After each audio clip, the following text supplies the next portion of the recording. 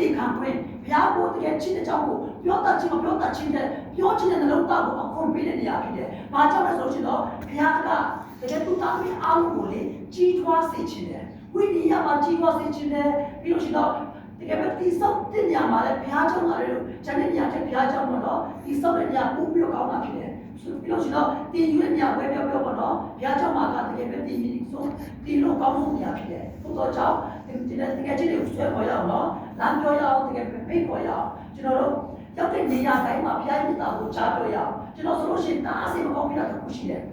ကျွန်တော်ကအခုတော့ဆောင်းဒီကဘောလို့ဆိုချိန်ပြီးစက်ကတော့ပါဖြစ်တယ်အခုကလာမှာကျွန်တော်ကကလာမှာကဥဆောင်နေပေါ့နော်ဒီတော့တော့ဥဆောင်နေပြီဆိုတော့ဥဆောင်တဲ့အခါမှာကျွန်တော်တရားဖူးကမှတရားဟောတော့ကျွန်တော်ကရှင်းလိုက်တော့တချို့နားတော့ခွာရကြတယ်ရတဲ့အခါမှာလေဘုရားကတုံ့ပြန်လာပြီးတော့တဲ့အခါမှာချင်းတော်ပြောတာကတော့လေကျွန်တော်စိတ်မကောင်းဖြစ်သွားတယ်ဝေါ